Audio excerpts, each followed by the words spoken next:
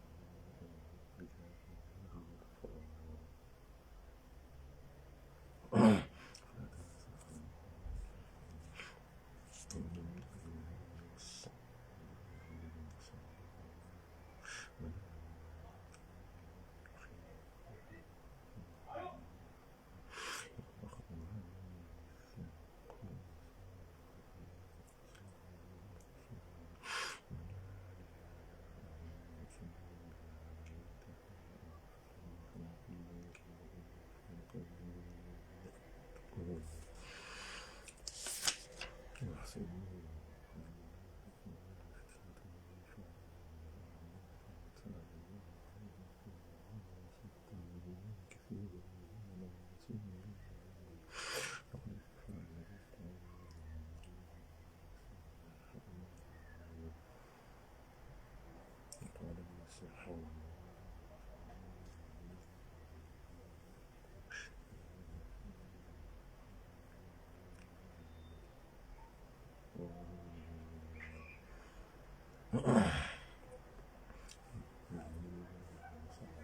وعليكم السلام.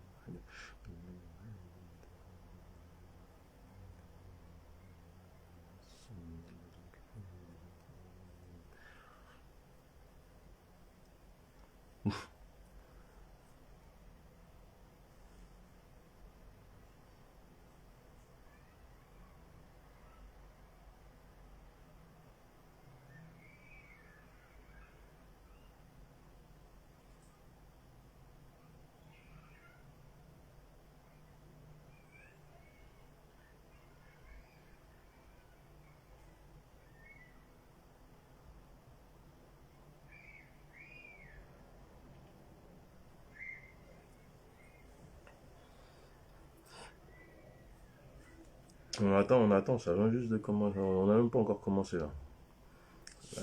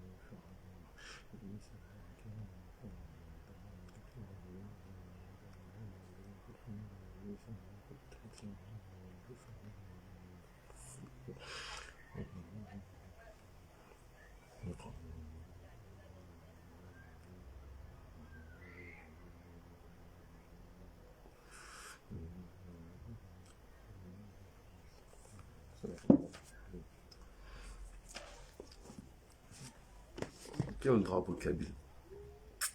أعوذ بالله من الشيطان الرجيم بسم الله الرحمن الرحيم وصلي وسلم وبارك على سيدنا ومولانا محمد وعلى آله وأصحابه والحمد لله رب العالمين اللهم صل على سيدنا محمد الفاتح لما أخلق والخاتم لما سبق ناصر الحق بالحق والهادي إلى صراطك المستقيم على آله حق قدره ومقداره العظيم.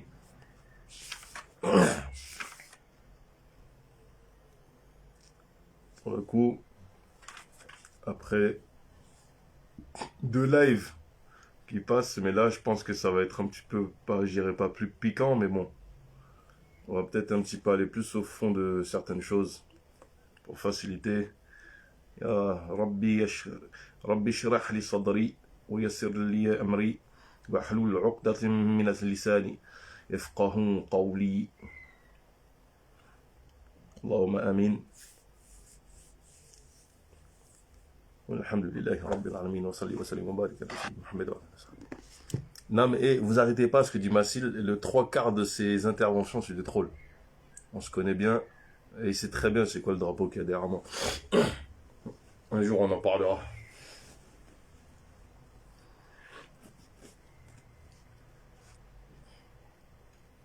La chose est la suivante, on a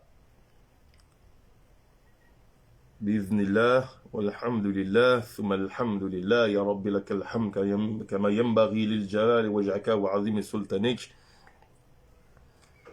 On a pu aborder 2 grandes questions qui étaient en relation avec les 2 composantes principales des musulmans, c'est-à-dire les hommes et les femmes.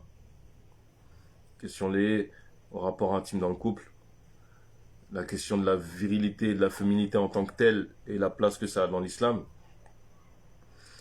Et je m'étais rendu compte qu'il y a des choses en fait que soit on a survolé et sur lesquelles on va revenir Inch'Allah, ou des choses carrément qu'on n'a pas abordées. Ou du moins qu'on a abordé mais qu'on a très peu approfondi, on n'a pas pris d'exemple, on n'a pas montré en quoi c'était un problème. Sachant que la semaine dernière, on concluait sur les voies pour essayer de régler cette problématique, notamment d'un point de vue des hommes principalement. Parce que en réalité, on comprend bien que, étant donné que c'est nous les imams, c'est à nous de faire un travail de correction pour amener la communauté à se diriger de la meilleure des façons. Retenez ce que je viens de dire parce que il y a une grosse problématique. Et là, en fait, le live est marrant parce que sur à peu près 2-3 jours, des discussions que j'ai pu avoir en privé, des choses que j'ai vues, notamment qui sont arrivées sur Twitter avec le oustad de Marwan Medmati de l'Institut Maziri. Il lui est arrivé une chose qui est assez commune sur Twitter avec des musulmanes. Hein. C'est ça le plus malheureux. J'ai même pas envie de dire comique, mais c'est malheureux, mais on en rigole au final. Parce que si on devait pleurer à chaque fois qu'on voyait des situations totalement aberrantes, on n'aurait plus assez d'armes dans notre corps. On serait déshydraté. Et même des interventions de sœurs, etc. Ou même d'un frère, je crois, c'est le frère Ali le lecteur qui faisait remarquer quelque chose tout à l'heure. Et donc en fait, qu'est-ce qui va se passer, c'est que tout ce qui va être présenté là, tout ce qu'on va aborder, c'est soit des choses qu'on a déjà abordées ou des choses qu'on a trop peu abordées, mais que sous l'aspect des problématiques que ça soulève, que sous l'aspect des dérèglements, et c'est peut-être entrevoir en fait, parce qu'il faut comprendre qu'une fois que vous avez établi vous avez reconnu un problème, la moitié de ce problème est résolu. En comprenant une problématique, la moitié de la problématique est résolue parce que vous avez déjà commencé à trouver une solution par le fait d'identifier le souci.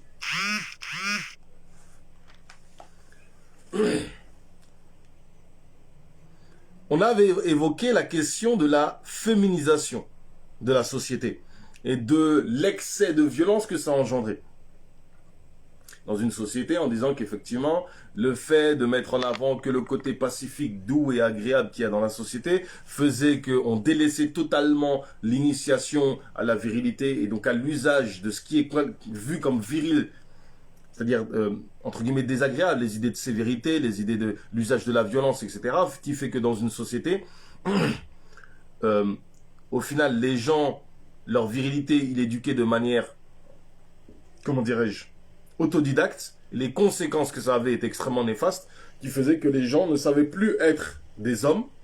Et pour être des hommes, ils le faisaient en freestyle. Ils le faisaient au petit bonheur la chance. Et parler des conséquences de ça, c'est qu'il y avait un excès de violence. On le voit dans les grandes villes aux États-Unis, on le voit même ici en France, dans certaines villes, l'excès de violence, les questions de gangs, etc. Tout ça, c'est lié à un défaut de virilité. Quand vous voyez le fonctionnement des gangs ou des bandes, ici en France, on a plus des bandes, c'est pas trop organisé comme des gangs à l'américaine. Quoique chez nous, aux Antilles, c'est un petit peu le cas, ça commence vraiment à s'ancrer, ça commence à s'enraciner, ce genre de gang-là. Vous voyez bien qu'on est dans un fonctionnement tribal, de retourner à l'honneur tribal, l'honneur du quartier, l'honneur de la tribu, l'honneur du ci, etc., etc. Donc on est toujours en fait dans des questions de territoire. Ouais, le petit mal, on entend bien ce discours-là. Moi, des fois, ma mère tient ce discours-là, l'entends, et en fait, on voit pas en fait que cette manière de fonctionner, c'est une manière qui a toujours existé. Le problème, c'est que elle n'est plus bien orientée. Et donc cette problématique, la dernière fois, on l'a évoqué, on l'a abordé, d'accord. Sauf qu'on n'a pas abordé son pendant. La virilisation. C'est-à-dire que les femmes, elles vont être virilisées. Et là, la formulation de ce que je vais dire est assez technique. Et elle demande d'ailleurs que les gens fassent preuve d'introspection et d'une certaine honnêteté intellectuelle vis-à-vis d'eux-mêmes. Et là, je vais le dire tout de suite, une grande partie de ce qui va être traité là, c'est principalement des problématiques qui vont toucher les sœurs.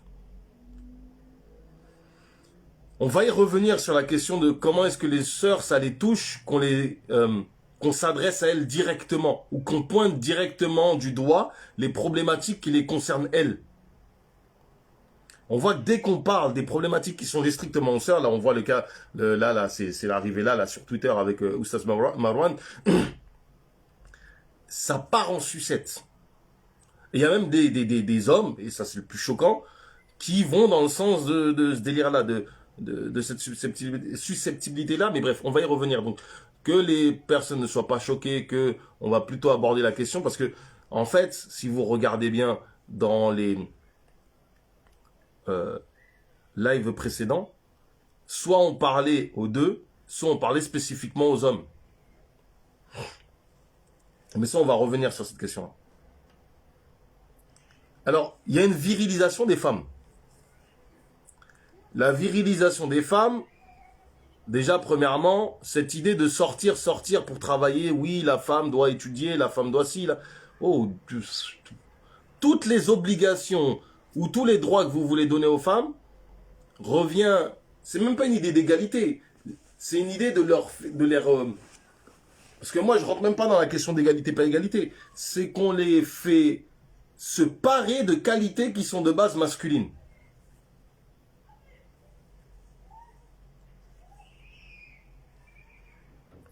On les fait se parer de qualités qui sont de base masculines. Et ça, c'est une problématique qui a des impacts dans le couple. Et comme on a vu, le couple, c'est le premier élément de la société, et donc forcément dans la société. Prenons la question du mariage. Du choix. Les femmes choisissent un mari. Maintenant, à l'heure où on parle en France, je ne sais pas dans le reste du monde musulman, mais en France c'est comme ça, comme les hommes choisissent. Je ne dis pas l'idée d'avoir possibilité de choisir un conjoint, c'est pas de ça dont je parle. C'est le paradigme dans lequel les femmes sont. Quand on entend certains discours et comment les femmes conçoivent leur vie de couple, on a l'impression que le mari, c'est au mieux un partenaire, au pire, c'est un espèce de nounours ou d'animal de compagnie. C'est-à-dire qu'elles le choisissent de la même manière qu'elles choisiraient un animal de compagnie. C'est-à-dire que elles ont leur vie qui est déjà toute pensée, toute réglée, et hop, elle rajoute un homme dedans. Mais la problématique, c'est que la conception basique qu'avaient les femmes avant du mariage, c'était que le mariage, c'était toute leur vie. C'était pas un élément de leur vie. Le mariage était le cadre de leur vie. Nous, les hommes, le mariage est un élément de notre vie. Parce qu'on a énormément, on a d'autres fonctionnalités à faire, on a d'autres fonctions dans la société, on a d'autres rôles. On est homme, on est dirigeant, ce côté extérieur fait qu'effectivement, on arrive à compartimenter notre fonction d'homme. On est arrivé à un stade, et ça on avait expliqué que justement les femmes, on les a amenées à compartimenter leur identité féminine, et on en est où on en est aujourd'hui. C'est-à-dire que être féminin, c'est pas forcément. Ils ont réussi à faire croire qu'être féminin, c'est pas forcément une maternelle, etc. Et vraiment, on est dans un schéma comme ça. Vous écoutez le discours de certaines sœurs, la façon dont elles conçoivent leur futur mariage, et ça, c'est vraiment, vraiment, vraiment problématique. Et ça déconstruit. Dites-vous que dès les khidba, ce qu'on appelle communément muqabala, dès les khidba, on est déjà, en fait, dans une dévirilisation du rôle de l'homme et dans une virilisation du rôle de femme dans la sphère du couple qui n'a même pas encore commencé. Est-ce que tu vas me permettre de sortir? Est-ce que tu vas me permettre de travailler? Est-ce que tu vas me permettre de voyager? Yo! Déjà, de base, normalement, c'est des parents qui négocient. Oui, non, on veut pas trop que notre mère et notre fille partent. Donc déjà, rien que le fait, par exemple, aujourd'hui, les filles sont celles qui négocient. Je parle pas des femmes qui sont dans une situation où, légalement, elles sont censées négocier. Comme les femmes qui ont été divorcées, comme les veuves, etc. C'est-à-dire qu'une bikr, une fille qui n'a jamais été mariée, c'est pas elle qui négocie. Elle négocie pas le contrat de mariage, elle négocie pas la lotte, etc. Alors que, avec son père, elle en discute en aparté, oui, mais traditionnellement, c'était pas le cas. Et déjà, ça, en fait, c'est une virilisation de la femme. On lui donne une fonction de dirigeant, de choisir. C'est-à-dire que, il y a cette espèce d'adage populaire qui dit, en français, l'homme propose, la femme dispose. C'est-à-dire qu'on propose à la femme et la femme, elle dit, ouais, je veux pas. Mais cette position de je ne veux pas qu'on donne à la femme est toujours une position, en fait, non pas d'acteur, non pas d'agent. Elle est la personne qui se pose et qui regarde et qui dit j'accepte. Ça reste une position très passive. Elle n'est pas active.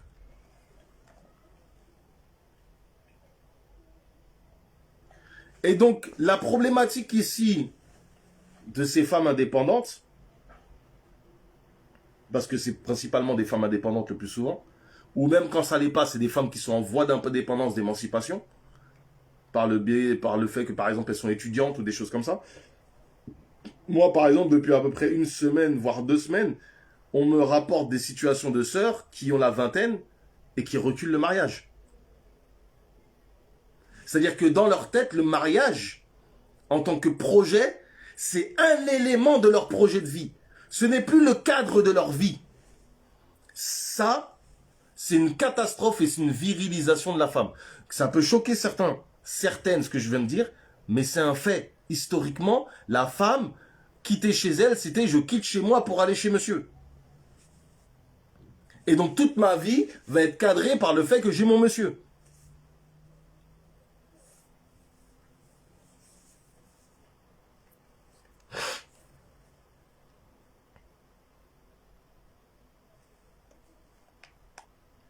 Donc, cette façon de choisir qu'ont les femmes maintenant, la question de retarder le mariage, qui est vraiment, ça c'est une catastrophe. C'est extrêmement grave. Il y a derrière en fait un élément, et là c'est soulever une contradiction, des femmes qui se disent indépendantes, ou qui sont dans des situations d'indépendance, qui refusent, par exemple, la question de la polygamie. Ça reste paradoxal, pourquoi? Parce que lorsque tu réfléchis à la situation de l'homme polygame et que tu la transposes avec la femme indépendante, en principe, sur le papier, toute femme indépendante, elle préférait une situation de polygame parce qu'elle veut pas avoir un mec H24 sur son dos. Elle veut pas avoir un mec à la maison. On entend beaucoup ça. Ouais, moi je veux pas avoir un mec à la maison qui vient en fait et j'ai un bébé à gérer. Ok, bah à ce moment-là, prends un mec qui a une deuxième ou une troisième, je sais pas, soit deuxième ou troisième femme. Comme ça, le mec il est pas tout le temps là. Euh, le moment où il est là, il est dans une certaine énergie parce que le mec il vient de se déplacer de l'autre maison, etc. Donc, il y a un paradoxe. Il y a un paradoxe sur cette situation-là. Il y a, bon, je vais pas rentrer dans les détails de certaines qui ont des exigences qu'on regarde, on dit quand même, ma soeur, t'as 35 ans, divorcé, 2 enfants, 3 enfants, et tu demandes à un mec qui a jamais été marié. Non, quand même, faut arrêter, faut... Ouais, mais non, tes exigences, elles sont bizarres. C'est parce que ça paraît bizarre, totalement délirant ce que j'ai dit, mais en fait, moi, on m'a montré vraiment des cas de critères comme ça. Bon, on reste perplexe, donc je vais pas rentrer dans ces trucs-là, j'ai juste rentrer dans ce qui est basique. Une femme qui est dans une situation d'indépendance, d'émancipation, etc., ben, il y a une question à se poser. Ça serait intéressant que les sœurs se la posent entre elles-mêmes. C'est-à-dire que nous, j'ai envie de dire que le contexte fait, au final, laissons les femmes discuter entre elles-mêmes de ces questions-là. D'ailleurs, nous ne nous en mêlons même pas. Mais que les femmes se posent la question, mais pourquoi est-ce qu'une femme qui est indépendante, émancipée, etc., n'accepterait pas la polygamie? Par exemple, cas concret. Pourquoi est-ce qu'elles ont tant de mal? C'est-à-dire qu'elles veulent en même temps avoir un mec sous la main H24, mais le problème c'est que tu veux pas que le gars soit H24. Tu le dis, je veux pas avoir un mec à la maison qui soit comme un bébé dont je m'occupe. Ben, il sera pas là tout le temps, c'est plus simple. Parce qu'il faut comprendre que le rôle que vous avez en tant que femme fait qu'effectivement, nous, quand on arrive à la maison, on a besoin de se faire materner. Ça fait partie, en fait, un petit peu du rapport de couple. D'une manière générale, on a cette envie de reproduire un certain schéma, de reproduire une certaine manière de fonctionner. A fortiori, chez certaines communautés comme les Maghrébi, où c'est encore plus marqué que les autres. Moi, je suis entier, on fonctionne pas comme ça. L'idée de virilité chez nous, elle est un petit peu différente de ce qu'il y a en Afrique. Moi, je vois comment se plaignent certains Maghrébi ou même certaines sœurs du Maghreb ou même un petit peu d'Afrique de l'Ouest. Je me dis, mais à ce moment-là, viens, va voir un mec qui est marié, dis, écoute, moi je veux être la deuxième, c'est réglé, on passe à autre chose. Comme ça, t'es pas tout le temps à la maison. Moi, je peux respirer. Parce qu'au final, elles fonctionnent comme des hommes. Elles réfléchissent, elles ont une manière de... Dans leur maison, tourne comme celle d'un homme. Donc la question, en fait, peut se poser de ce paradoxe-là. Je parle même pas des sœurs divorcées avec enfants, qui est encore une autre problématique. Parce que faut savoir que légalement, en principe, quand vous vous mariez, la garde, vous la perdez, elle va à votre mère. Parce qu'on préserve les enfants d'avoir un beau-père. Donc il y a toute une lecture comme ça, ou toute une remise en question, beaucoup de choses à poser. D'ailleurs, il y a plus ça va, plus on a ce sentiment-là. Et dans un post que le frère Ali Lecter a fait, il a dit quelque chose qu'on va aborder ici, c'est la méfiance ou les problèmes qu'il y a entre les hommes et les femmes dans la communauté, de manière générale, pas de manière spécifique dans le couple.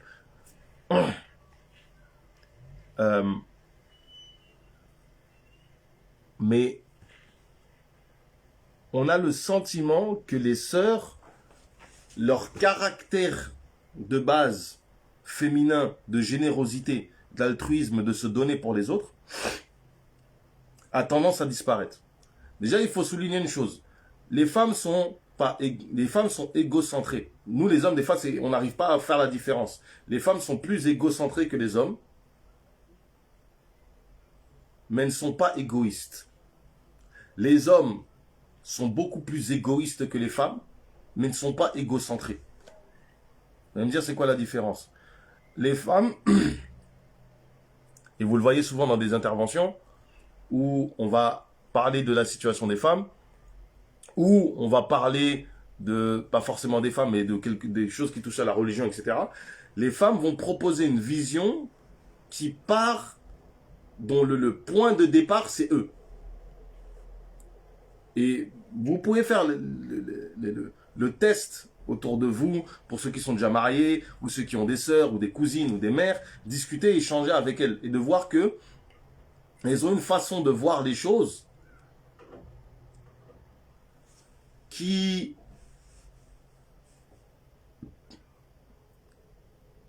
c'est strictement un point de vue. Pour qu'une femme sorte de sa situation de femme, pour avoir une vision beaucoup plus large, c'est beaucoup plus compliqué, c'est moins évident, c'est moins habituel. Nous, les hommes, on peut le faire. Mais les hommes, par exemple, on est beaucoup plus avares de notre temps. Certains même sont avares de leurs moyens, de leur argent. Les femmes se plaignent beaucoup de l'égoïsme des hommes. C'est-à-dire qu'on ne veut peu partager ce qu'on a. Les femmes, en matière de partage, c'est une femme, elle donne la moitié de son bras, c'est pas grave pour elle. Elle donne un rein, elle donne un corps, elle pense... c'est-à-dire dans le fait la générosité leur fait du bien. Étant donné que ça leur fait du bien, elles vont être facilement généreuses. Et il n'y a aucun souci avec ça. Maintenant, les femmes, elles sont égocentrées, elles voient selon leur point de vue. Et donc, on a le sentiment aujourd'hui que les femmes gardent cette qualité égocentrée, mais deviennent égoïstes comme des hommes, de par la société libérale, capitaliste, etc. Et donc aujourd'hui, vous avez des femmes qui, dans leur choix de mari, justement, sont égoïstes. Elles ne veulent plus être dans l'altruisme, elles ne veulent plus donner à leur mari, elles ne veulent plus faire khidmat à leur mari, elles veulent que tout soit pareil. C'est-à-dire que le mec se féminise et qu'elle, elle soit dans une situation de virilité permanente. On ne va pas revenir sur ce qu'on a dit sur la semaine dernière sur les questions de virilité, féminité, etc. Mais comprenez que à partir du moment où une femme dit « Ouais, mais moi, je veux pas avoir tout le temps le ménage à faire. Je veux qu'il participe. » Ouais, mais là, il y a un problème qui se pose, en fait. C'est que de base, c'est toi qui es censé donner ce temps-là de ta personne. C'est toi qui es censé donner de ta personne pour être dans la cuisine pour nourrir. C'est toi qui es censé...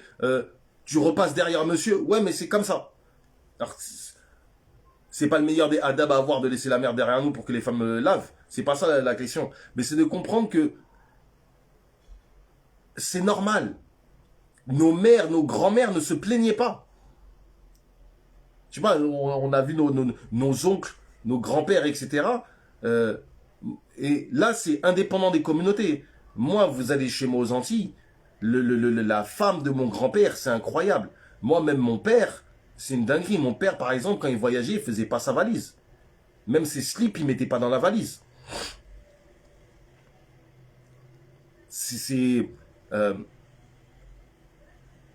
Après, c'est un petit peu tradition, un petit peu bourgeoise du côté de mon père, mais vraiment, et même du côté de ma famille maternelle, il y avait ce côté, moi, quand ma mère me décrit le comportement de mon grand-père à la maison, mon grand-père maternel, mais il y a toute cette...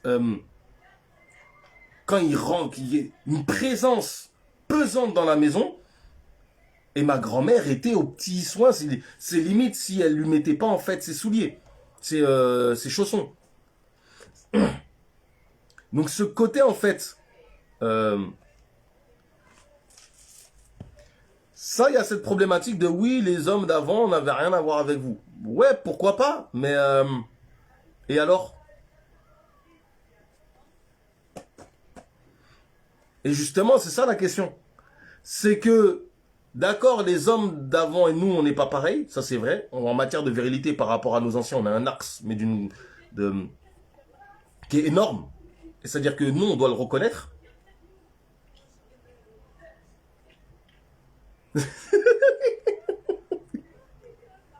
Ya Rabbi. Je crois que c'est parce qu'il y a plus, sûrement parce qu'il y a plus les enfants à la maison pour débarrasser. Oui, mais en fait, le problème, c'est que moi, je veux bien que d'accord, nous, on soit plus pareil que les hommes d'avant. C'est vrai. Il n'y a aucun doute dessus. Mais donc, vous entretenez un cercle vicieux. En fait, la problématique ici qu'on va mettre en avant, c'est le cercle vicieux qui est en train qui est en place et que personne ne veut briser. Les hommes ne veulent pas le briser, les femmes ne veulent pas le briser. Aujourd'hui, par exemple, une fille convertie, même depuis récemment, alors qu'à la base, honnêtement, excusez-moi, une fille convertie, c'est chiant. C'est-à-dire que tu dois tout lui apprendre. Tu dois la reformater complètement. C'est relou. C'est-à-dire que pendant au moins 2-3 ans, tu vas te taper une femme avec des comportements où il y a tout à revoir. À part si elle vient d'une famille traditionnelle, etc. Il y a juste en fait la foi qui a changé, la foi qu'il faut, la foi qui a changé, etc. Mais tu prends avec une Française déstructurée de là qu'on a là depuis plusieurs années, il faut s'accrocher. Mesquine, c'est une catastrophe. Tu prends nos petites... Enfin bref. Ben, aujourd'hui, c'est commun chez les hommes musulmans en France de rechercher une convertie parce que c'est un bon plan, parce qu'elles travaillent déjà, ils ont déjà la voiture, parce qu'ils ont déjà l'appartement, etc., etc.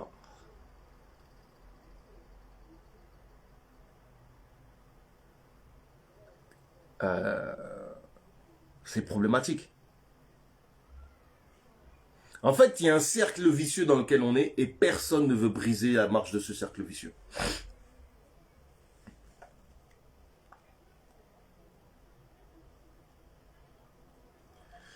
Alors,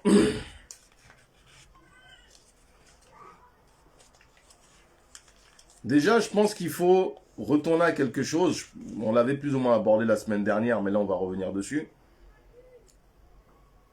Il y a comme ça 1, 2, 3, plusieurs hadiths sur les droits de l'homme sur la femme.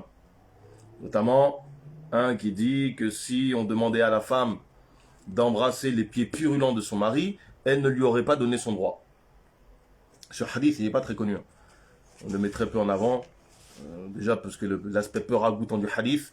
Et j'imagine bien que ça met un coup aux sœurs quand ils entendent ce genre de texte-là. Mais il y en a un qui est encore plus connu, où justement, c'est intéressant d'avoir l'ensemble du hadith, où un compagnon va voir le prophète sallallahu alayhi wa sallam, et lui dit que il mériterait qu'on fasse le soujoud face à lui, comme cela est fait dans les autres communautés pour les dirigeants, etc. Et le prophète sallallahu alayhi wa sallam, c'est intéressant le parallèle que le prophète Mohammed sallallahu alayhi wa sallam fait, vraiment. C'est l'idée d'un émir, de dirigeant, de raïs, de personnes qui sont à la tête de l'État. On lui dit, ces gens-là, ils méritent leur haqq. Dans les autres communautés, leur droit, c'est qu'on leur fasse le soujoud. Et le prophète Mohammed sallallahu alayhi wa sallam dit, si moi je devais ordonner cela à quelqu'un dans ma communauté, ce serait les femmes pour les hommes. Donc déjà, ça renvoie à notre fonction de leader, de dirigeant de la communauté. Indépendamment de toutes les situations, et sachant que, ici, ça veut dire que chacun est le dirigeant, le leader, le khalife de sa famille. Ça, c'est le premier aspect. D'un point de vue des hommes. Maintenant, d'un point de vue des femmes, qu'est-ce que ça nous dit? Ça revient à ce que je disais avant, c'est que les femmes, leur vision qu'elles doivent avoir du mariage, c'est que c'est cela le cadre de leur vie, le cadre de leur ibada, le cadre, c'est-à-dire que tout ce qui est rapporté, qui est sévère, qui est dur à accepter pour les femmes dans le cadre de leur vie de couple, ben, toutes ces choses-là, au final, c'est quoi? C'est ce qui va leur indiquer ben Allah Ta'ala, il agrée ce que tu fais. Allah Ta'ala, il est satisfait de toi, etc. Là, une femme qui meurt, son homme est satisfait d'elle, ou elle choisit la porte du paradis par laquelle elle veut rentrer. La femme qui fait la khidma correctement à son mari, et ça, il y a un hadith, et je ne l'ai plus en tête, j'ai plus la référence, mais qui dit explicitement que les femmes bénéficient de toutes les ibadas que l'on fait nous, du fait d'être à notre service correctement. On part au djihad, la femme s'occupe de la maison, s'occupe des enfants, s'occupe de la nourriture correctement, etc. Elle bénéficie de tout. C'est-à-dire que chaque pas que l'on a fait sur le djihad fi sabilillah, elles en bénéficient de ces adorations-là.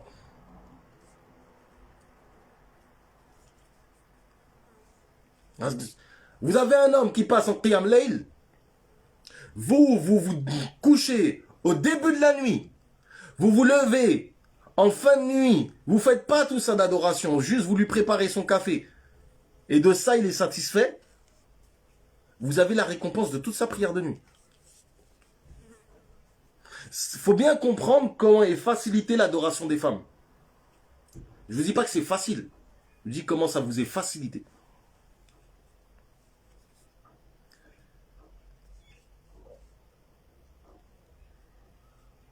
Et donc, clairement, mais vraiment clairement, et ça, il faut revenir sur cette question de comment la virilisation des femmes dans cette société et comment c'est compliqué. C'est compliqué pour nous, parce que nous, ça nous féminise. Justement, il y a une remarque qui est faite, c'est que des hommes cherchent des qualités masculines chez les femmes, ce qui est totalement aberrant. Bientôt, carrément, je sais pas, on va chercher, qu'est-ce qu'on va chercher, je sais pas, moi. On va chercher des femmes à barbe aussi pendant le dîner. Pourquoi pas?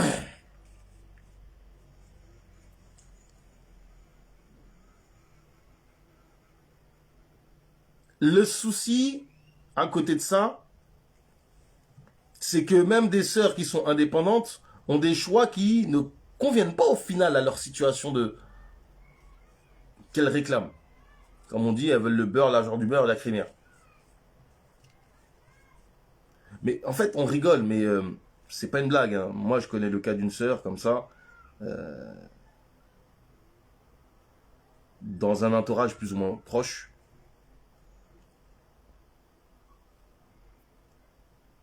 On va dire dans un cercle assez proche, qui s'est retrouvé mariée à un frère. La sœur, machallah, c'est une sœur, elle reste chez elle, elle ne sort pas, elle fait son ménage. Une fois qu'elle a fini son ménage, elle lit son Coran et tout ça. Le mec, c'est plein de ça. Il a dit, ouais, mais sors, je sais pas, mais une jupe va travailler, j'en sais rien. Moi, quand on m'a dit ça, j'ai halluciné, j'y croyais pas. J'ai dit, c'est pas possible, ça n'existe pas des hommes comme ça. On m'a dit, si. Ça existe. Il y a vraiment des mecs, en fait, qui se plaignent qu'ils ont une femme au foyer. Ça existe.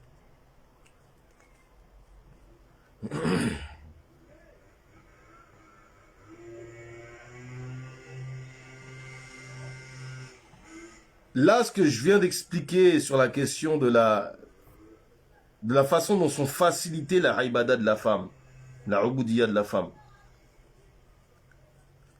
c'est une humble réflexion, sont une voie pour permettre aux sœurs de se libérer. Dans le sens où casser ce cercle vicieux qui est en place, que les femmes soient instruites de ces questions-là. Soient instruites de, ouais, mais en fait,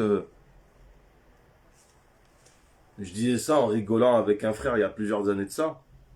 Il me disait, ouais, mais une femme qui fait du zikr et tout ça, j'ai dit qu'elle fasse la cuisine. En faisant la cuisine, elle aura fait beaucoup plus de zikr. C'est-à-dire que ça sera beaucoup plus bénéfique pour elle d'avoir passé sa soirée, son après-midi dans la cuisine pour nourrir son mari, que passer son après-midi assis à faire des la ilaha illallah, etc. Mais vraiment, on s'en rend pas compte des bénéfices qu'une femme va tirer juste à faire la khidma pour son mari. Alors si en plus c'est une femme qui pendant qu'elle fait la cuisine, elle a son chapelet, elle fait du zikr, sachant qu'on sait, on sait qu'effectivement qu'une fois que tu as mis le truc sur le feu, bah t'attends juste que ça cuise en fait, donc tu peux te poser, t'asseoir et faire ton zikr.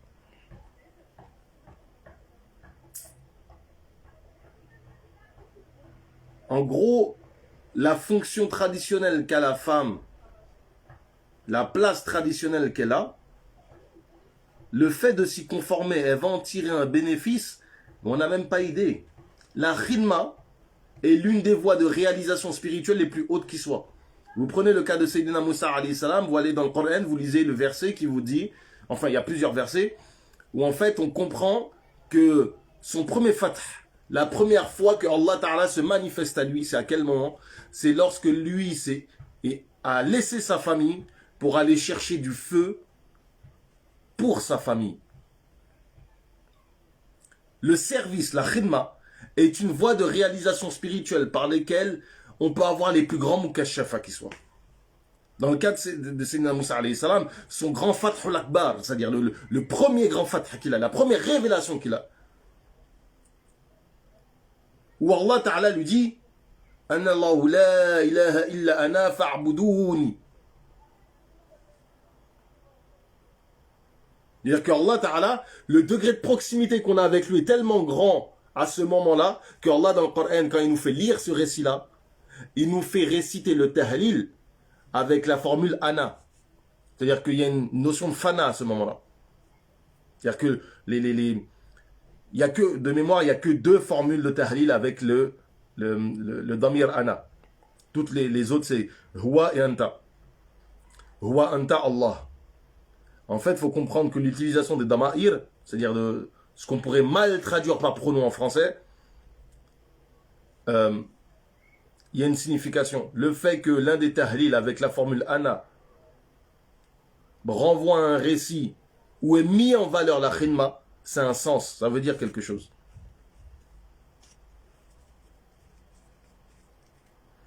Donc, l'homme est la qibla de la femme, le cadre de la femme en ce qui concerne ses adorations. C'est-à-dire qu'elle va trouver dans l'homme, elle va voir dans l'homme ce qui va valider ou pas ses actions. Et elle va même pouvoir y trouver l'agrément ou pas d'Allah envers elle.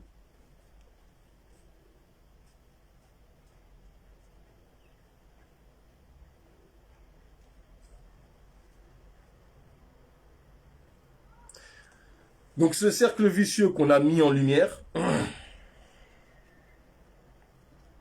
ce cercle vicieux que l'on a mis en évidence, qu'on a mis en lumière, fait comprendre une chose. C'est que la femme est appelée à retourner à son état originel d'altruisme. C'est ça le grand drame de notre situation. C'est que normalement les hommes, cet aspect féminin altruiste, c'est un aspect sur lequel on doit travailler pour être généreux dans notre famille, généreux de notre temps, généreux de nos moyens, de nos biens, etc. Il nous est demandé d'être comme ça pour avancer. Là, le drame, c'est que les sœurs sont sorties de cette situation et on leur dit, mais il faut que vous y retourniez. Parce que non, on ne pourra pas retourner à notre situation, on ne pourra pas avancer si vous revenez pas à votre place primordiale. Et c'est important de comprendre ici, là où je veux en venir, c'est-à-dire que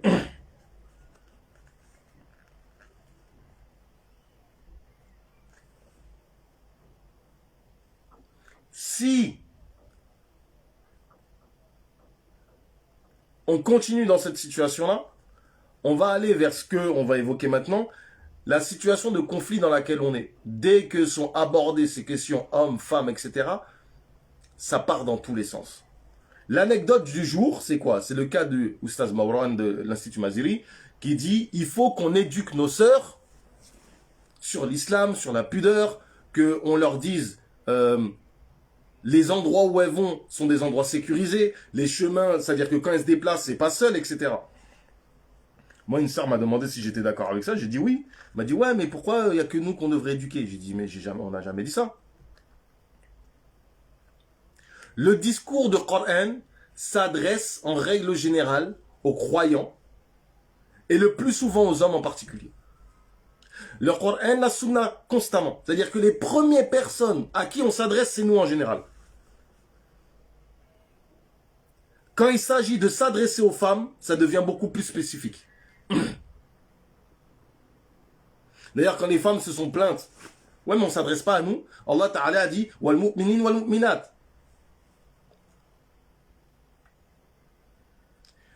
Quand les femmes se sont plaintes qu'elles ne pouvaient pas apprendre, le prophète sallallahu alayhi wa sallam leur a accordé un temps dans la semaine qui leur était dédié en matière d'enseignement.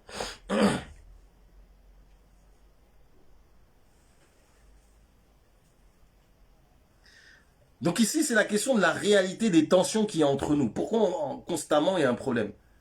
Déjà, premièrement, quand Allah Ta'ala donne un bienfait à quelqu'un, tu n'as pas à l'envier dans le sens, je veux ce bienfait-là pour moi et pas pour l'autre. Ça, c'est la première des choses. Deuxièmement, quand bien même tu envierais un bienfait que Allah Ta'ala a donné, envie-le pour que toi-même ça te soit bénéfique.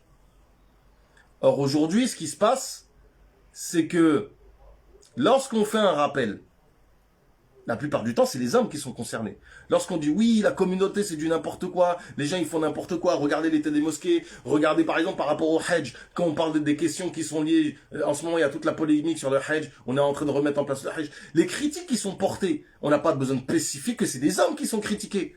Mais c'est nous qui sommes... Les premières personnes que l'on critique, c'est les hommes.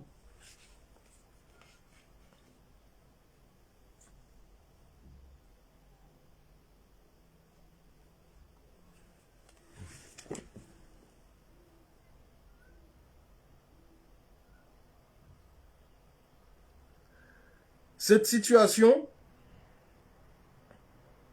où on ne peut plus dire, bon, là les sœurs, il y a un problème.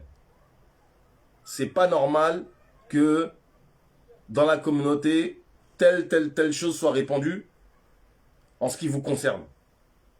Ouais, mais les hommes, déjà on parle à toi. Pourquoi tu me parles de l'autre? On te parle à toi, ta place dans la communauté. Si tu vas dire au boulanger, ouais, mais le boulanger, les pains que tu fais, il y a un problème, tu vois, je sais pas, ils sont trop secs, ou je sais pas, il y a un souci, il y a un truc qui va pas dans les manières dont tu fais le pain, et le boulanger, il te regarde et il dit, ouais, mais le plombier, regarde, il fait mal sa plomberie. Il y a le rapport. On parle de toi, comment tu dois faire le pain. Ne pas comment le plombier il doit faire sa plomberie. Si on va aller critiquer le plombier et lui remettre en question comment il fait la plomberie, on va aller le voir. Mais là, on est en train de parler de toi, qu'est-ce que tu dois faire?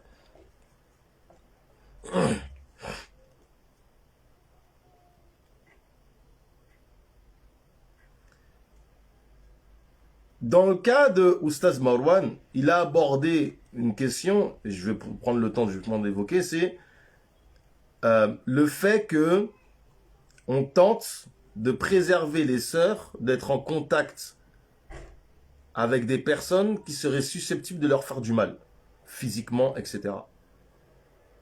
Notamment la question du viol. Alors aujourd'hui, on dit, ce discours-là, c'est typique de la culture du viol. On va tenter de résumer en peut-être 10-15 minutes comment c'est du n'importe quoi de dire ça. Quand on dit aux sœurs, les sœurs, couvrez-vous correctement. Quand vous sortez, faites attention, etc., etc. On parle des précautions que les femmes doivent prendre pour se protéger. Il n'est pas utile de dire, ouais, mais les hommes, vous devez baisser le regard. Ouais, on doit baisser le regard, mais ça, c'est une obligation qui concerne les hommes. Toi, tu es une femme. Pourquoi tu me parles de l'obligation des hommes? On parle de toi, ce que tu dois faire pour te protéger. Donc, pourquoi tu me parles de qu'est-ce qu'un tel fait? La problématique ici, c'est parce qu'un tel fait, c'est qu'est-ce que toi, tu dois faire pour te protéger. Est-ce que lorsqu'on dit, supposons, situation totalement catastrophique, une femme habillée n'importe comment, on est en plein été, etc. Elle est sortie à je sais pas quelle heure dans un coin qui craint. Enfin bref, il lui arrive une galère. Arrive quelque chose, innommable, etc. Est-ce qu'elle doit se sentir responsable de ce que le mec a fait? Non. Est-ce qu'elle doit se reprocher de s'être mis en danger? Ben ouais. Si je vais dans une... Si je sais pas moi, je vais au milieu de la savane, je sais qu'il y a des lions, il y a des hyènes, je suis pas armé, je fais rien pour me protéger, je me fais attaquer, je vais pas dire au lion, en fait, ouais, mais t'aurais dû faire attention, je suis un homme, non, j'ai mes propres responsabilités. Est-ce que le fait qu'un homme a agressé une femme parce qu'elle était habillée de telle ou telle manière, ça atténue la gravité de son acte? Il n'y a rien qui indique cela dans la charia. Rien du tout.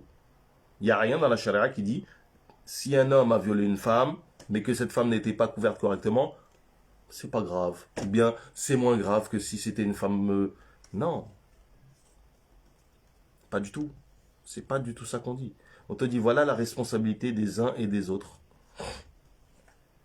La responsabilité des hommes, la responsabilité des femmes, etc. Oui, mais les femmes devraient pouvoir circuler comme elles veulent. Ouais, peut-être dans la République républicaine, démocrate, où ils sont dans un concept de tout doit être bien partout. Bah déjà, commencer par faire en sorte qu'il n'y ait pas des quartiers malfamés, et puis après, on va en reparler. Commencez par là. Après, on va rediscuter des problèmes de pouvoir discuter, circuler où on veut. Mais non, c'est inaudible. On n'a pas à entendre ça, nous les musulmans, et on n'a pas à avoir de musulmanes qui tiennent ce discours.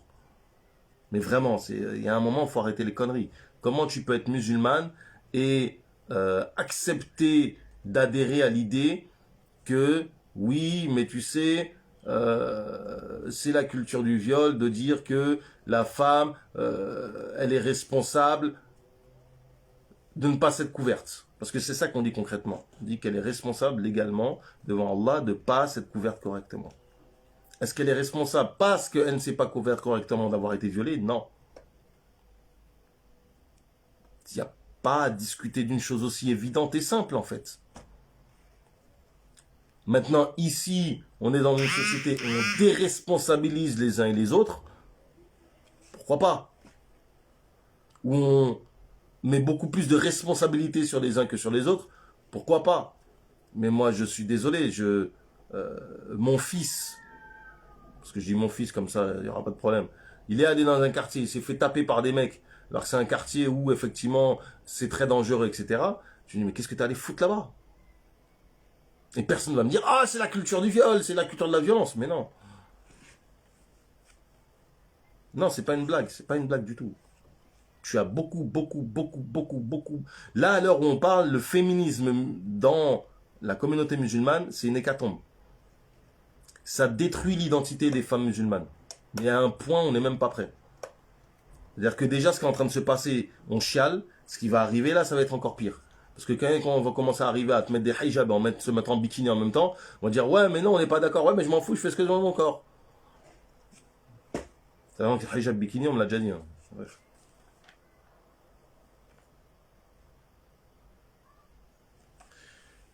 La réalité derrière ces tensions entre hommes et femmes, on a déjà évoqué le cercle vicieux du fait que parce qu'un frère l'a dit, que les hommes se plaignent des femmes et les femmes se plaignent des hommes. Vous n'êtes plus des femmes, vous n'êtes plus des hommes, et puis ça n'arrête pas. Ça n'arrête pas, ça continue comme ça. Ça, j'envoie des anathèmes. Et il n'y a personne qui essaie d'analyser la problématique en disant, mais en fait, c'est quoi qu'on se reproche les uns aux autres? Il faut savoir une chose, c'est que les sœurs, et de mémoire, on avait évoqué ça la semaine dernière, mais il faut savoir que pour s'en prendre à une communauté, on s'en prend à ses plus faibles, et notamment ses femmes. Parce qu'en s'en prenant aux gens les plus faibles de la communauté, on fait voir à ceux qui sont censés être forts et protéger la communauté, vous êtes des impuissants. Déjà, en fait, si les sœurs commencent à comprendre ça, vous allez vous mettre dans une situation, et nous mettre nous-mêmes dans une situation de force vis-à-vis des personnes qui veulent vous faire ce qu'ils veulent vous faire. Exemple concret. Les sœurs, vous circulez comme ça dans les transports. Vous vous retrouvez face à des mecs qui vous agressent. Une question, comment ça se fait que ça arrive jamais quand nous on est présents? Juste dites-vous que vous circulez avec nous. Et même si vous voulez, on peut faire, les gars, ok, on met une distance. C'est-à-dire comme ça, les gars, ils ne voient pas qu'on est là. Comme ça, on peut prendre certains en piège, même si vous voulez. Vous verrez que c'est des pédales. C'est pas des hommes.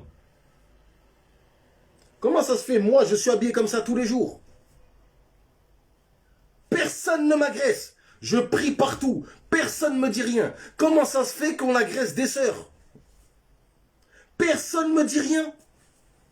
Je fais à peine 1m80. Je ne suis pas costaud. Pourquoi personne ne vient me dire quoi que ce soit? Et je suis sûr que des crétins qui s'en prennent à des sœurs, je dû en croiser, ils ne sont jamais venus me voir dévisager. Même me regarder en face, ils ne viennent pas le faire.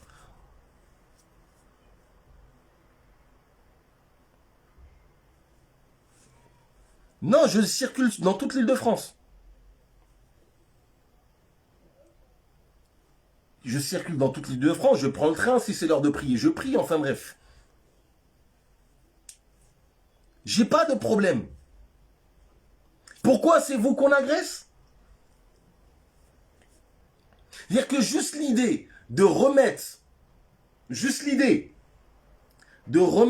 remettre dans une situation où je ne circule pas si je ne suis pas avec un homme musulman qui est apte à me protéger. C'est-à-dire que là, je ne vais même pas te sortir dans les trucs de mahram. Circule avec un cousin, c'est pas grave. Circule avec un frère du quartier en qui t'as confiance, qui est le pote de ton frère, c'est pas grave.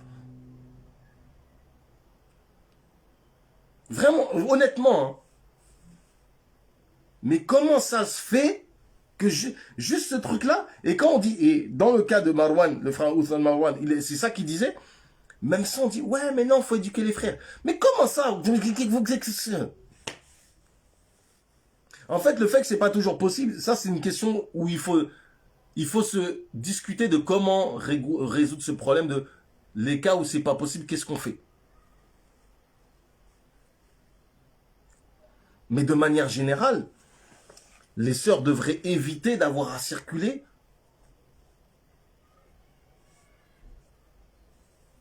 Enfin, c'est pas ça. Le fait qu'on dise aux sœurs, il faut que vous soyez dans une situation, quand vous circuliez, où vous savez que vous êtes protégé, ça ne devrait pas créer polémique. C'est-à-dire que on peut discuter de, oui, mais dans telle situation, comment on fait? D'accord, on se pose, à tête reposée, on en discute.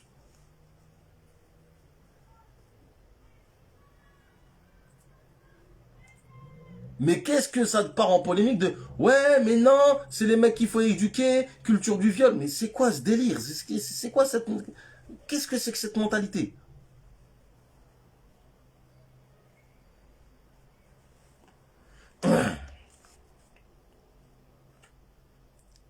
En fait, faut comprendre, et ça c'est beaucoup plus je crois chez les Maghrébi que chez les autres, la crainte de la trahison des femmes. Étant donné qu'on sait que les femmes vont chercher ceux qui vont les protéger, on craint qu'elles nous abandonnent.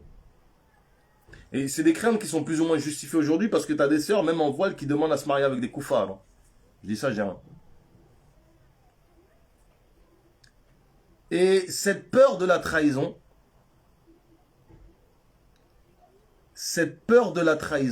qu'on a les hommes vis-à-vis des femmes, faut comprendre que ça nous met dans un état de crispation, mais vraiment très prononcé.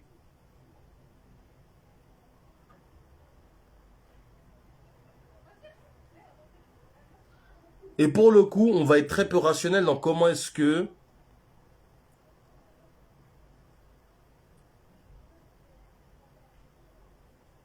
on cherche à vous protéger ou à protéger la communauté.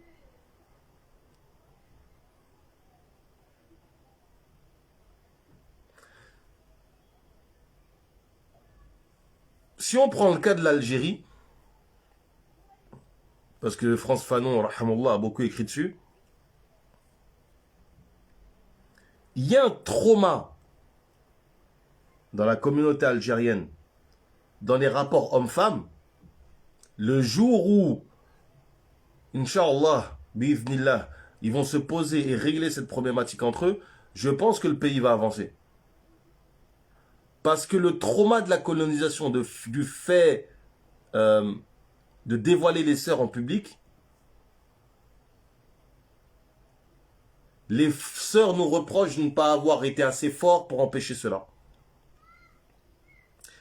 Et les hommes vont reprocher aux femmes de ne pas avoir été assez, de ne pas avoir su,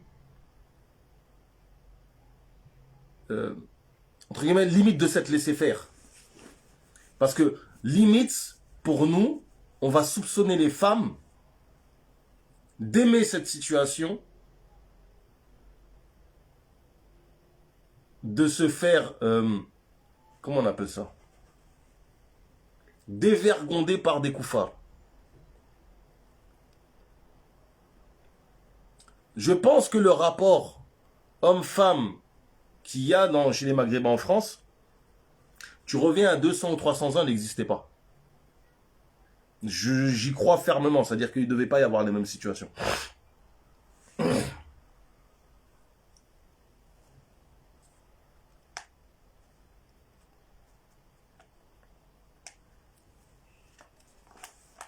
On est dans une situation où nous, l'exigence qu'on a vis-à-vis des sœurs, et ça c'est important, hein, dans l'équilibre de la communauté,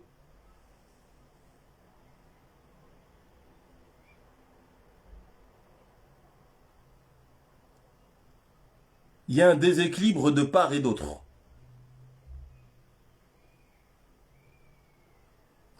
Exactement, il n'y a que de la rancœur qui ressort dans les rapports hommes-femmes. Wa alaykoum salam. Il y a vraiment, et c'est général, et quand on regarde en France, on a l'impression qu'il y a quelque chose qui est beaucoup plus spécifique au Marley. Et je crois même qu'il faudrait regarder aussi du côté de tout ce qui est pakistanais, etc.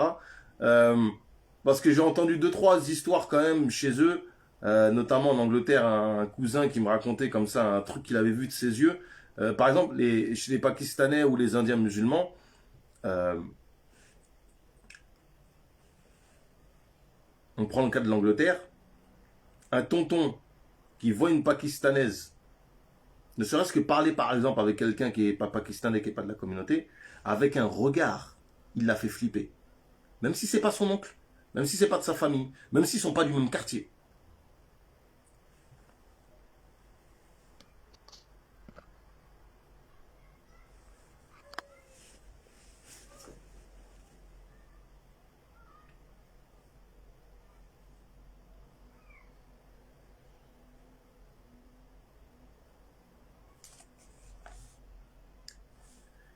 En fait, la colonisation a créé un traumatisme communautaire où il y a vraiment un reproche. C'est-à-dire que, de fait,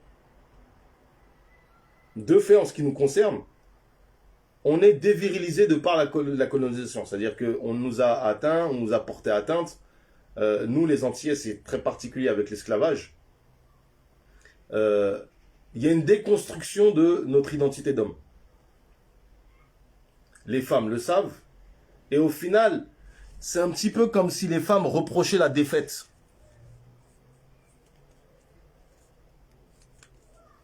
C'est un reproche de la défaite. Et ce reproche que les femmes nous font du fait de cette défaite-là, je dirais pas qu'il est illégitime.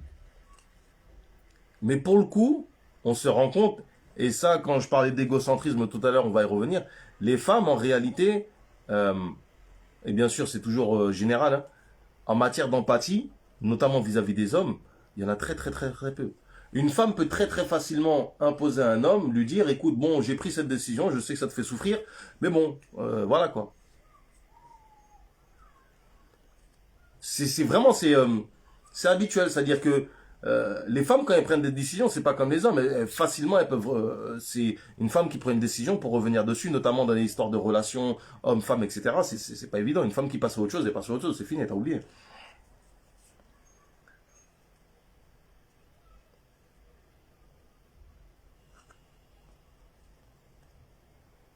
Cette crainte que l'on a, cette situation qu'on a les uns envers les autres, on le ressent dans la déconstruction du couple. Vous savez, mais là, la génération qui va venir, ceux qui ont 15 ans, qui vont être un petit peu plus grands, ça va être une catastrophe. Hein.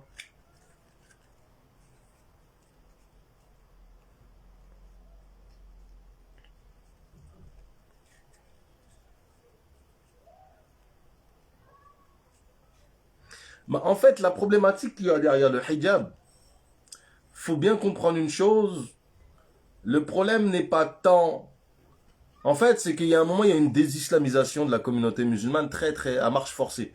Après, suite à la colonisation, après que le fait qu'on ait dévoilé les femmes, parce qu'il faut comprendre que lorsque les Occidentaux arrivent dans les pays musulmans, à part quelques-uns, comme le cas de l'Afrique de l'Ouest, où il y avait pas beaucoup de musulmans, en vérité, il y en avait 30%, euh, ils, ils avaient un problème, c'est qu'ils n'avaient pas accès aux femmes. Donc ils ont dévoilé les femmes. Et donc, cette période pendant laquelle les femmes ont été dévoilées, ça a duré assez longtemps. Euh, et à part dans quelques petits groupes communautaires, etc., les femmes continuent à se voiler correctement.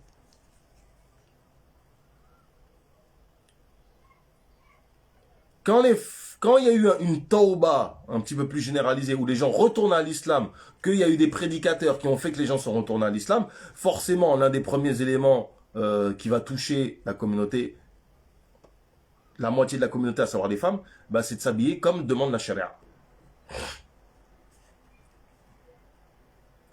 Et ça, les Occidentaux, ça les fait flipper. Les Occidentaux ne veulent pas ne pas avoir accès à nos femmes. Ça les mine, ça les domine. Ils veulent pas. C'est-à-dire que l'idée qu'une femme ne leur soit pas accessible, c'est insupportable dans l'esprit d'un occidental français particulièrement. Ils supportent pas ça. Ça leur fait péter les plombs.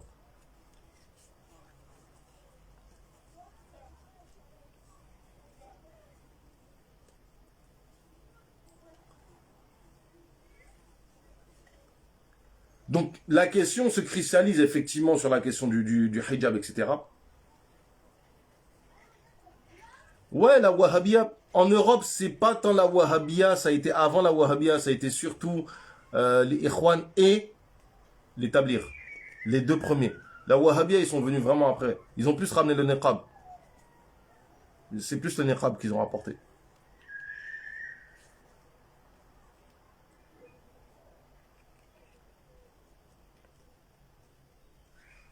Il y avait tous les mecs du fils, etc., qui sont de tendance wahhabi à plusieurs égards en matière de aqidah sur beaucoup de questions, mais c'était surtout des ikhwan en fait. En fait, cet aspect-là que là j'essaie de mettre en avant, sur les tensions qu'il y a, les réalités derrière les tensions hommes-femmes, c'est très très large. On peut en parler pendant des heures. Mais il faut bien comprendre que lorsqu'on pose les problématiques, les uns accusent les autres, les uns imposent des droits et des devoirs aux autres, des fois que la charia ne demande pas, et personne ne s'écoute. Ça revient sur ce qu'on disait dans le cas de la sexualité, sur la question en fait, de s'écouter, d'avoir un échange, de faire preuve d'empathie, de comprendre l'autre. Donc déjà, en fait, sur le fait de reconstruire la sexualité dans le cadre des mariages, ça aura un impact très très positif.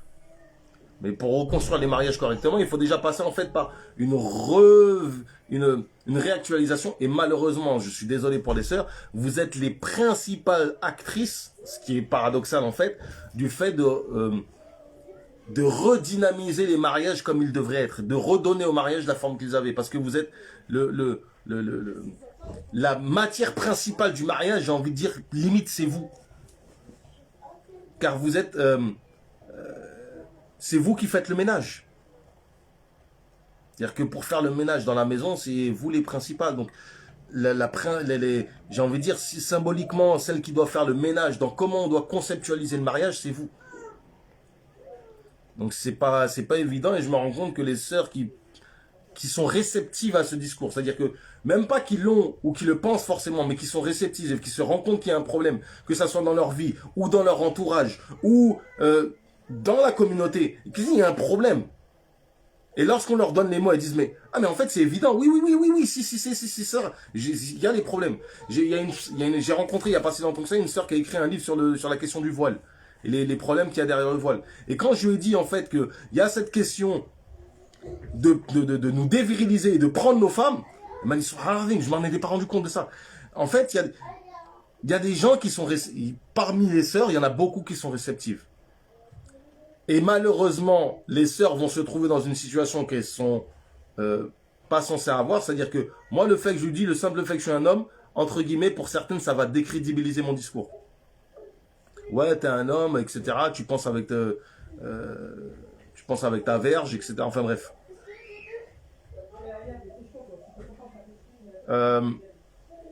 Donc à la limite,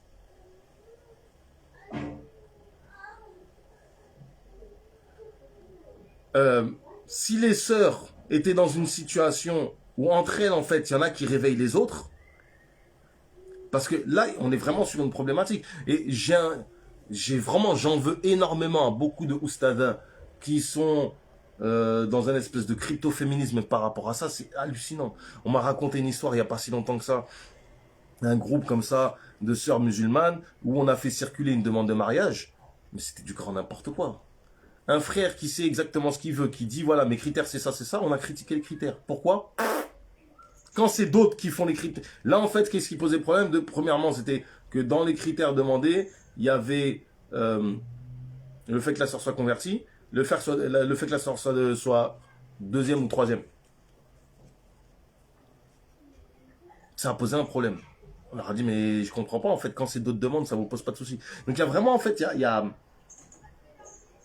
au sein des oustadas qui enseignent, etc., il y a vraiment un crypto-féminisme qui pose problème, qui pose un gros problème, et on fait preuve d'indulgence vis-à-vis de certains mouvements, notamment féministes, qui est inadmissible.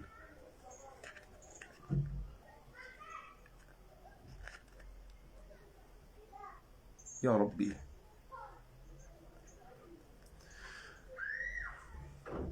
En gros, l'équilibre dans le couple là, on revient à ce qu'on disait dans le cadre de la sexualité.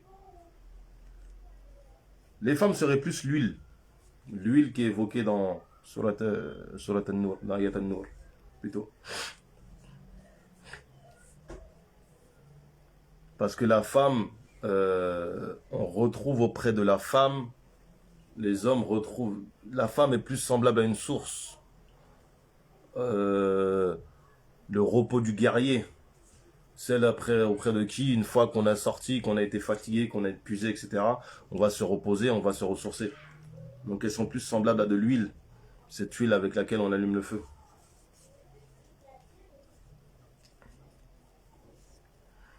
Retourner à un équilibre dans le couple et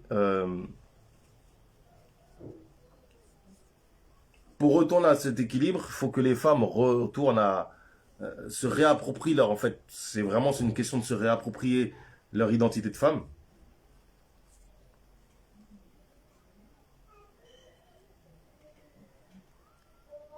Et qu'elles réapprennent à voir en nous des hommes. Indépendamment, en fait, de nos défauts. De nos manquements. Je parle même pas de défauts, mais de manquements.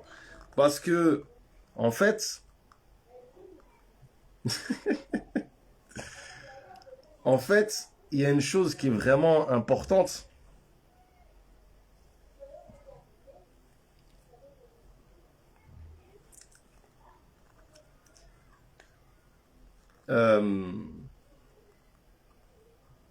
C'est que l'une des choses qui nourrit l'individu et qui le nourrit de façon bénéfique, c'est comment ce que la personne lui renvoie. L'amour, l'admiration. C'est pas ici de nourrir son ego le problème.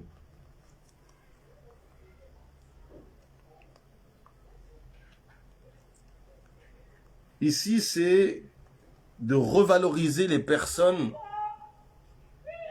qui méritent d'être valorisées dans la communauté. Et là, ce qui se passe, c'est que depuis des années, on revalorise les femmes, mais de façon déséquilibrée.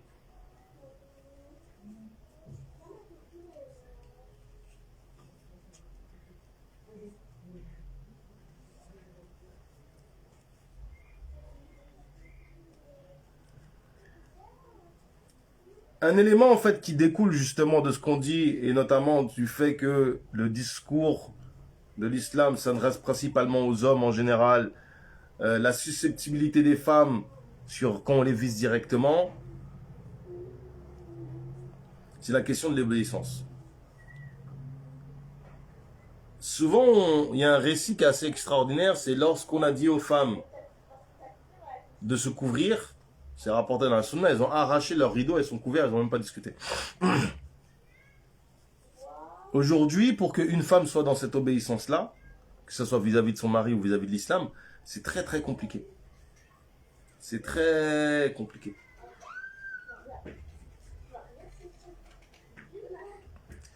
Et donc il y a tout un travail de rééducation de nos sœurs sur la question de l'obéissance qui est d'une dimension particulière.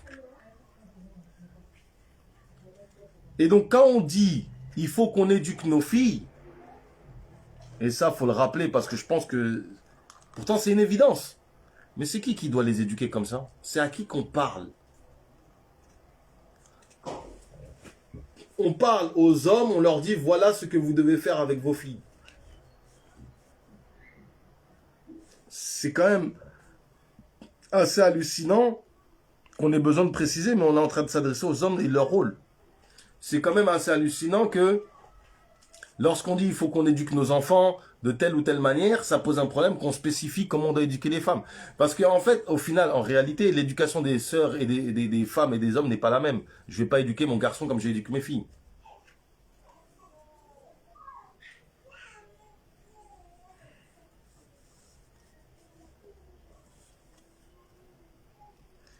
Walila lilhamd. Je pense que globalement, on a un petit peu balayé des choses qu'on avait laissées de côté et des choses qu'on avait dites qui méritaient un petit peu d'approfondissement. S'il y a des questions,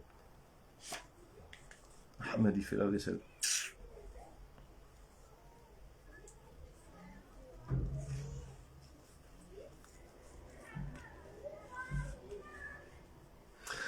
Le fait de discuter, de demander des fois la raison d'un ordre, c'est une façon subtile de, euh, de ne pas obéir. C'est une façon détournée de ne pas obéir.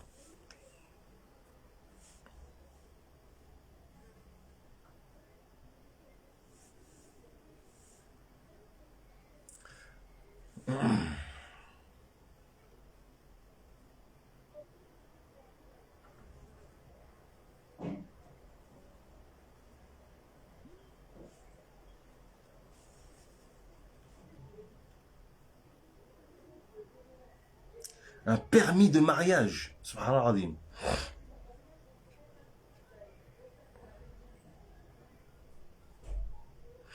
Ben, le choix de la femme qui va impliquer le choix d'une mère pour ses enfants, effectivement, c'est un grand impact. Il y a le trois quarts, en fait, au final euh, de l'éducation qui se fait par le non-verbal.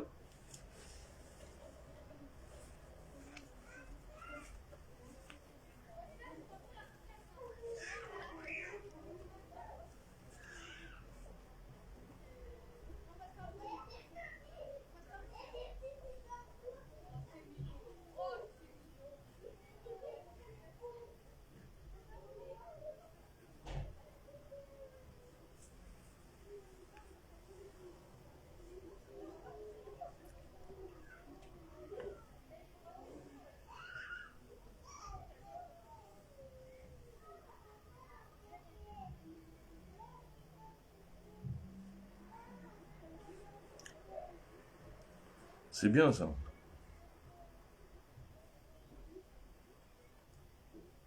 C'est bien de préparer les gens au mariage. Et on devrait faire des... Ici, on devrait travailler sur des trucs comme ça. Hein. Ah, la surcharge dans la mosquée. Bah, en fait, le problème, ce que je disais, là, en fait, déjà, ce qu'il faut comprendre, c'est que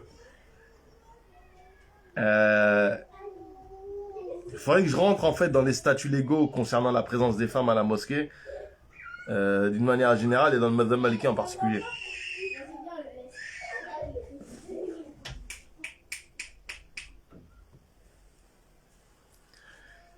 En fait, lors des prières où il y a une masse de population au point où c'est compliqué de pouvoir gérer tout le monde, de pouvoir identifier qui est un fasiq ou pas, on interdit aux femmes de se présenter.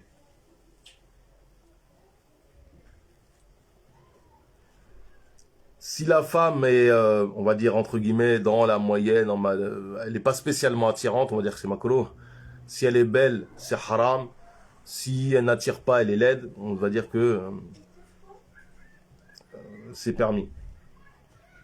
Donc déjà, en fait, il y a ça. C'est-à-dire que dans le madhhab maliki, la présence des femmes le jour de Yom Jumu'ah n'est pas désirée, à part exception.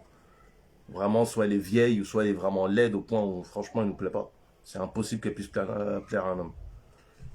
Donc déjà, il y a cette question-là de ce point de vue-là. Après, il y a la question d'un point de vue pratique. Est-ce qu'on peut facilement agrandir les mosquées et tout ça? C'est pas forcément évident. Maintenant, ce que je disais la dernière fois, c'est que si la problématique c'est que les sœurs aient un temps à la mosquée pour entendre un discours sur l'islam, pour les aider, pour leur donner un petit peu de vitalité spirituelle parce que elles sont isolées ou des trucs comme ça, euh, d'accord, mais faites-le un autre jour que le Yom Jumu'ah. Parce que c'est pas obligatoire pour elles, mais c'est obligatoire pour nous. C'est en fait ça que je disais surtout la dernière fois.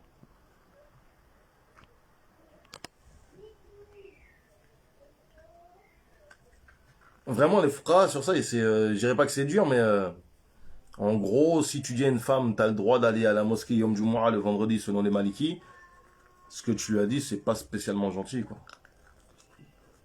C'est pas du tout gentil, même tout court.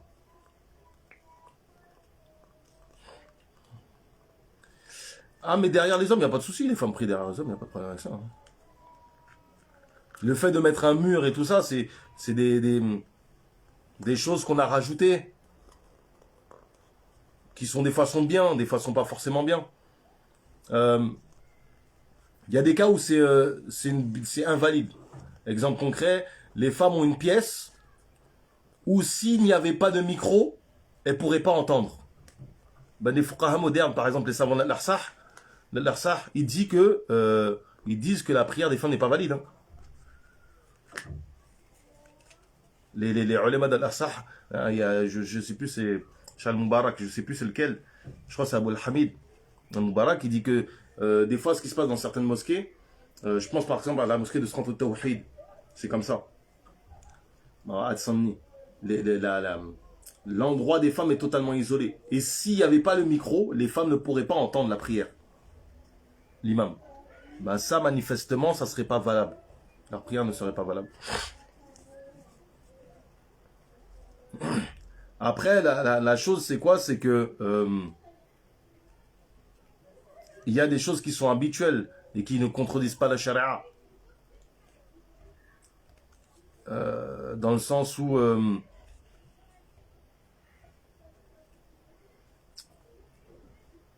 les femmes, on va pas les mettre derrière, mais on va les mettre à l'étage, ou des choses comme ça. Ouais, c'est peut-être, des fois, c'est peut-être pas le mieux à faire, faut regarder, j'ai plus les détails en tête, mais voilà, il n'y a pas de souci. Maintenant, mettre les femmes derrière les hommes, les gens n'ont plus l'habitude de ça. Donc tu vas plus créer une fitna qu'autre chose. À Makkah, ça pose oui et non. À Makkah, souvent, le problème, c'est que la manière dont c'est fait, c'est pas forcément la plus idéale.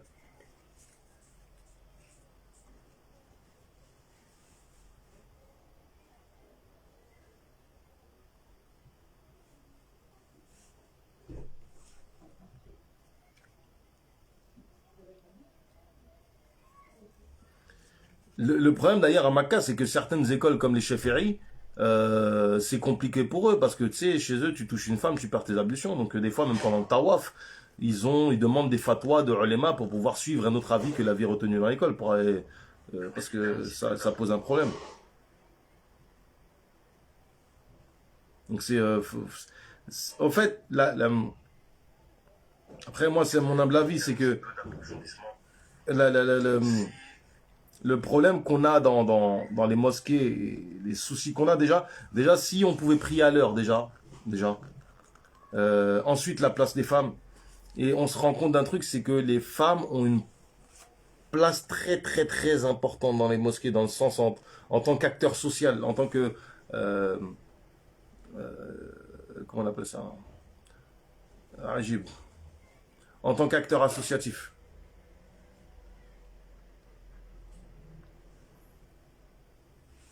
Et c'est pas forcément c'est je sais pas comment dire. Le, le problème de la place des femmes à la mosquée, il n'est pas tant sur le problème au final de prier. C'est est-ce qu'on donne un cadre aux femmes qui viennent à la mosquée pour qu'elles apprennent correctement leur religion. Déjà qu'on ne donne pas pour les hommes. Parce qu'au final, au final, ce qui se passe, concrètement, de manière concrète, hein, la mosquée aujourd'hui en France ne donne pas un cadre pour pratiquer et connaître sa religion correctement. À plusieurs égards, que ce soit spirituellement, il n'y a pas de tasawwuf qui est transmis dans la quasi-totalité des mosquées. Alors, la aqidah n'est pas transmise correctement, le fiqh n'est pas transmis correctement, le tasawwuf, n'en parlons même pas. Donc si les hommes déjà, on ne leur donne pas un cadre idéal, que dire des femmes?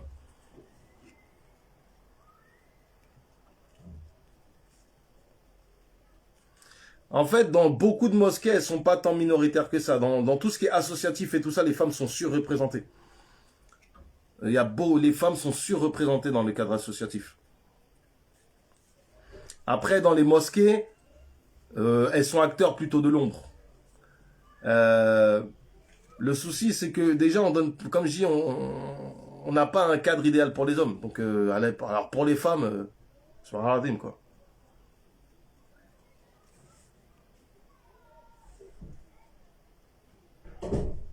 Je sais pas, je suis pas là-bas, je connais pas Strasbourg. Mais je sais qu'ils font un travail qui est intéressant.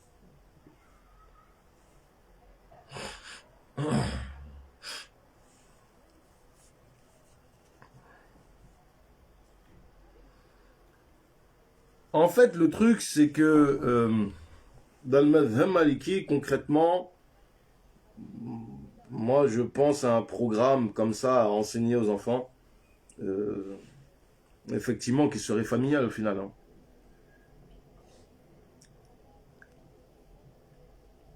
On va dire Akhdarir et Ibn Ashir. Ensuite, tu fais Muqaddamat al-Aziyah, tu fais Risala. Normalement, c'est bon. Tu as globalement tout ce qui permet à un musulman d'être un bon musulman. Il y a, il y a tant à faire sur ces questions-là.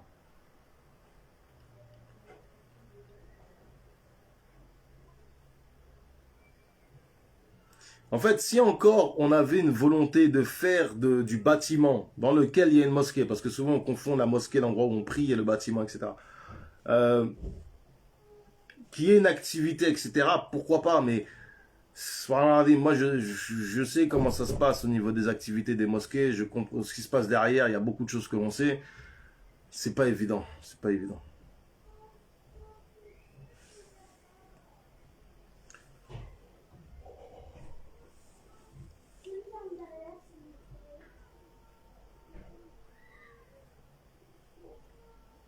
Est-ce qu'il y a des questions autres?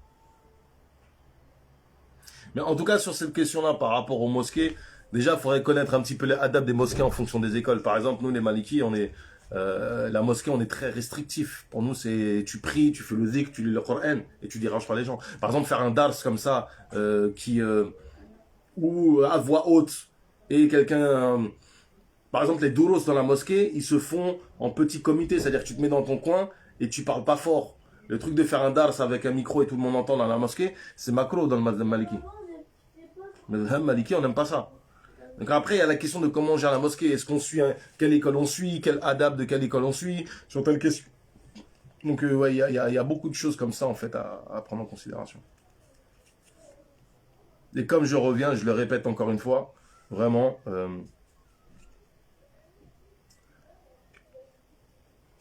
vu le, le cadre bancal qu'il y a pour les hommes déjà dans la mosquée, alors pour les femmes, subhanallah.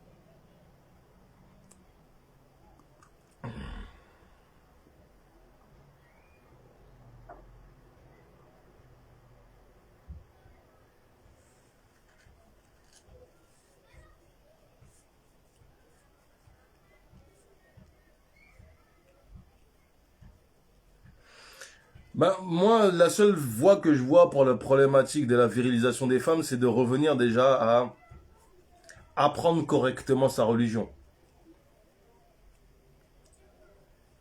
Apprendre correctement sa religion. Euh,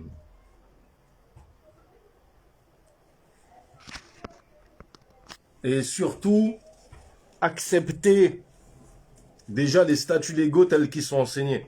Parce que souvent, la manière dont ils sont transmis, Des fois, c'est assez brut, c'est assez sec dans le fiqh. Et déjà, ça, c'est un gros travail sur soi, que les personnes acceptent cela.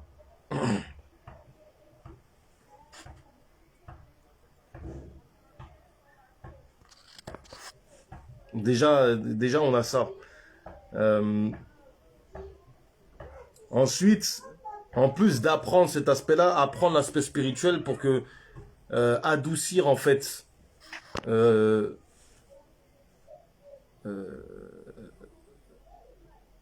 adoucir ce qui est abrupt. Par exemple, je sais que c'est déjà arrivé que j'ai dû expliquer à une ou plusieurs sœurs, ouais, mais en fait, ta place à la tête, c'est pas vraiment ta place, la mosquée au final. Donc on a dû commencer par expliquer le statut légal tel qu'il est enseigné et ensuite expliquer euh, ben, que finalement, voilà, il y a une réalité spirituelle derrière, métaphysique derrière, etc. Mais c'est pas évident. Normalement, on devrait pouvoir obéir au statut légal tel quel et s'y conformer et puis tirer les bénéfices et la compréhension de la chose. Alaykoum salam. Justement, les femmes tendent à être de moins en moins douces. De moins en moins. Mais je parle même pas d'être hystérique, hein, mais vraiment d'être de moins en moins douce.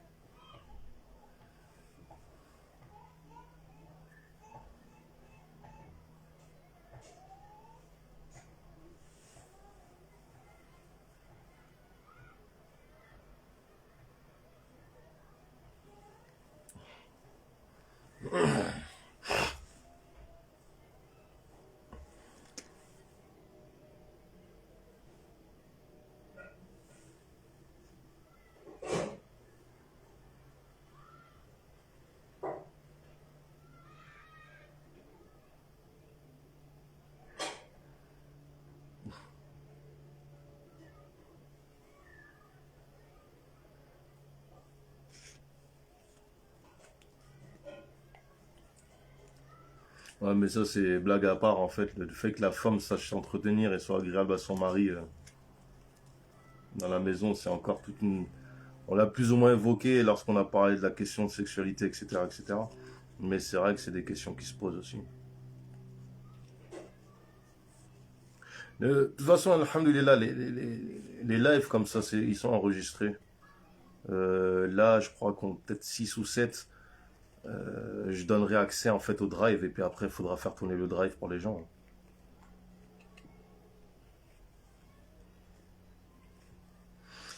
Ben, comme on disait la dernière fois, qu'est-ce qu'on pourrait faire je sais pas, initier les hommes. Ben déjà faire la circoncision comme les Malikis déjà. C'est-à-dire que t'attends qu'il ait entre 7 et 10 ans pour lui couper son truc là. Déjà, je pense que ça va avoir un impact. Après, ça va être en fonction des origines des gens, en fonction du milieu social.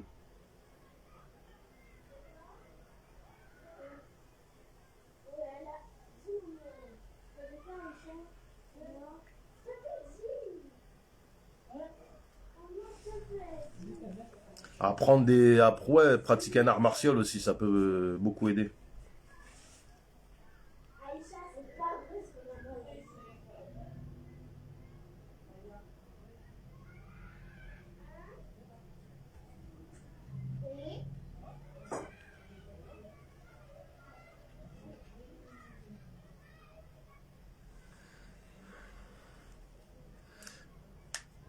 Non, j'ai dit arts martiaux, pas sport de combat. Pas la même chose.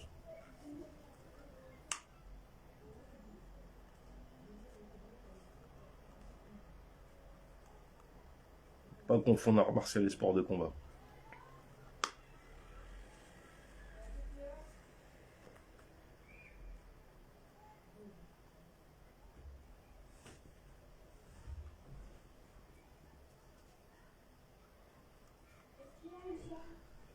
S'il n'y a pas de questions, on va conclure ici.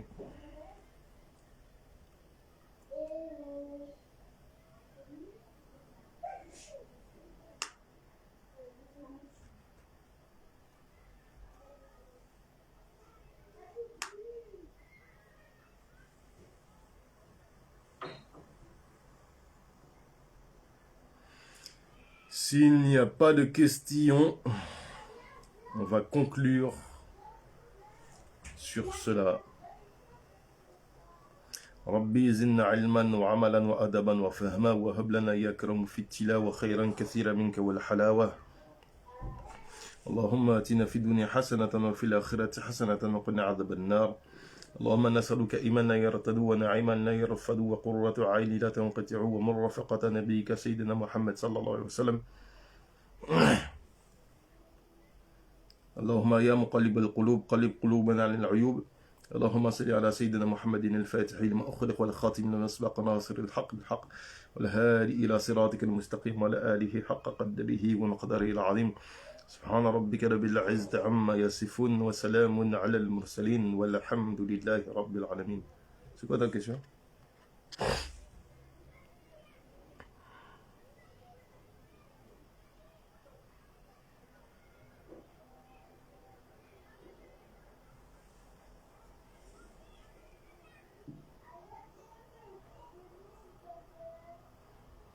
C'est quoi ta question, Abdallah?